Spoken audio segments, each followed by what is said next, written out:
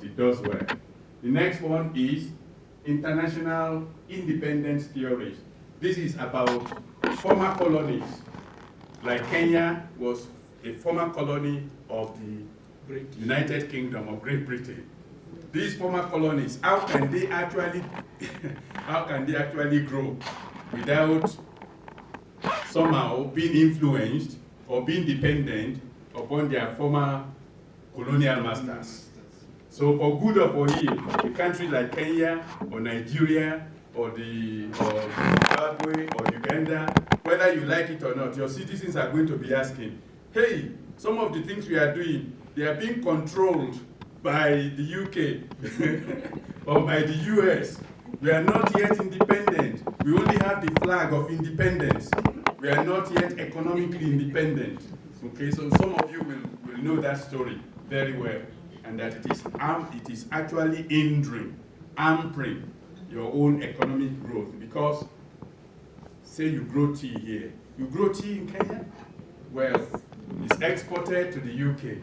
UK is the drinking capital of the world. All the tea leaves, they go back there. Okay? Thank God we drink tea in this hotel today, but think of a place where they grow cocoa. They grow cocoa, they send it to the UK or to other places, and they make chocolate. The people who grow cocoa, they don't even taste chocolate. It's too expensive for them to buy in that country. You see what we mean now? International independence, okay, in terms of how do you actually grow your economy when you are so dependent on this kind of trade between former colonies and previous colonial masters.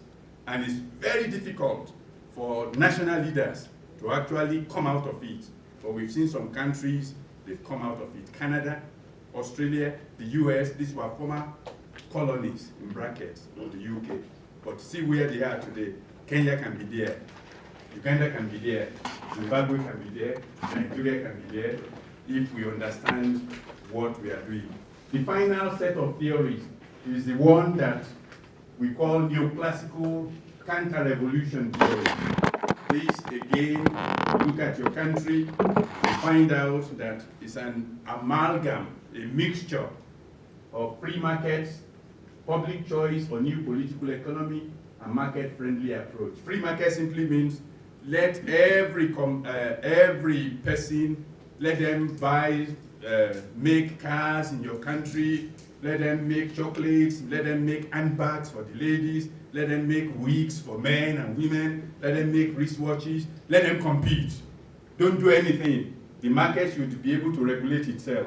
But they have found out that it doesn't work that way. The rich will grow richer, the poor will become poorer. And so there's a problem. So everybody is saying, don't allow the market to just go like that. The rich will become richer, the poor will become poorer. So they say, what about public choice or new political economy? This is where the politicians then come in.